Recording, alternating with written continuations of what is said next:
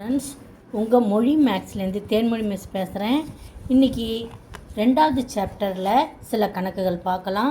Example 2.2 find the quotient and remainder when A is divided by B in the following cases. First sum, a is equal to -12, b equal to 5. இது தமிழ் மீடியத்தில் 2.2 example. அதே example தான், என்னென்னு தமிழில் பார்க்கலாம். பின்வரும் ஒவ்வொன்றிலும் ஏஐ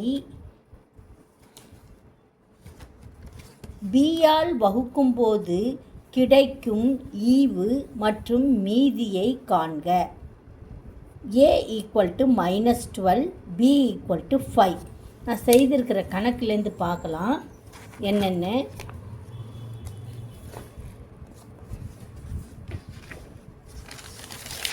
கணக்கு நான் செய்து வச்சுருக்கிறேன். 29வது கணக்கு. By Euclidean division lemma.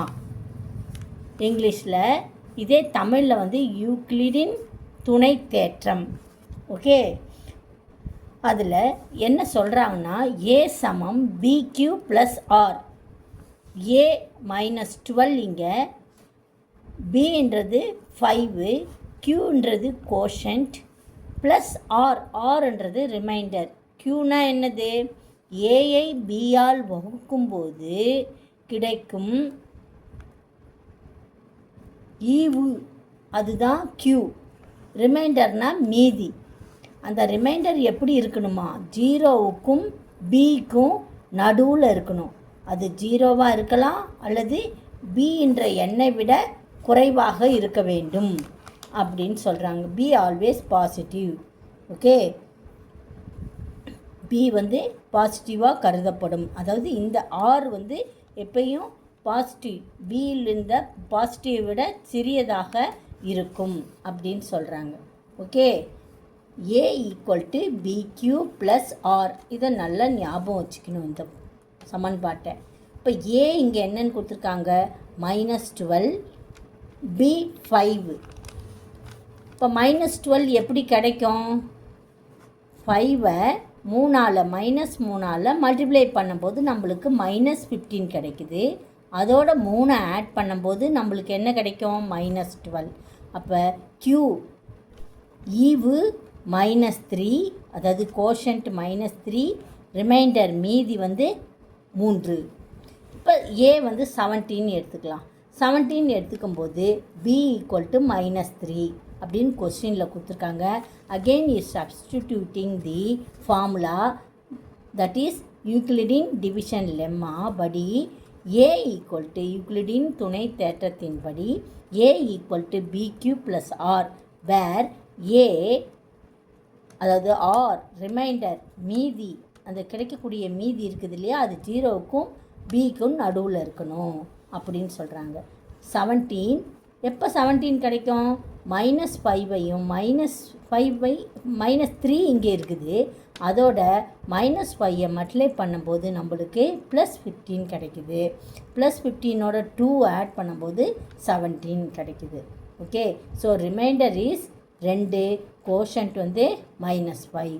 இப்போ ஏ வந்து -19னா திருப்பியும் அதே ஃபார்முலாவை சப்ஸ்டியூட் பண்ணும்போது -19 ஈக்குவல் டு -4 × 5 + 1, 4 5 -20, 4 5s are -20. இங்கே மைனஸ் இருக்கிறதுனால -20 வரும். அதோட 1 ஆட் பண்ணும்போது நம்மளுக்கு -19 வருது. So Q equal to 5, R equal to 1. அடுத்தது 30வது கொஸ்டின் என்ன சொல்கிறாங்கன்னா, ஆல் இன்டீஜர்ஸ். என்ன கொஸ்டின் அது? All integers.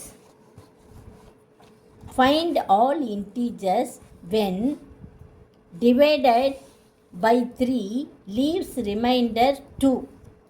அதாவது எல்லா பாசிட்டிவ் இன்டீஜர்ஸையும், எல்லா முழு எண்களையும், அதாவது பாசிட்டிவ் இன்டீஜர்ஸ்னால் என்னது?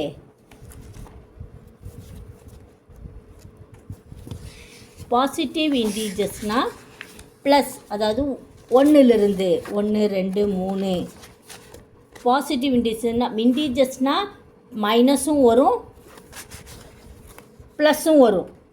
அதாவது -1 -2 -3. அதே பாசிட்டிவ் இன்டீஜர்ஸ்னால் 1 2 3 4 எக்ஸட்ரா இதை மாதிரி வரும். அதை வந்து ஒரு எண்களாக 3ஆல் டிவைட் பண்ணும்போது அதனுடைய ரிமைண்டர் மீதி என்னவா கிடைக்கணும், 2 வர்ற மாதிரி இருக்கிற நம்பரெல்லாம் நீங்கள் கண்டுபிடிச்சி எழுதணும்னு சொல்கிறாங்க. இங்கே கொடுக்குறாங்க பாரு. 3ஆல் வகுக்கும்போது மீதி 2 தரக்கூடிய அனைத்து மிகை முழுக்களையும், பாசிட்டிவ் இன்டீஜர்ஸ்னால் மிகை முழுக்கள், மிகை எண்கள், மிகை முழுக்கள், புரியுதா? அதாவது +1 +2 +3 +4 +5 எக்ஸட்ரா.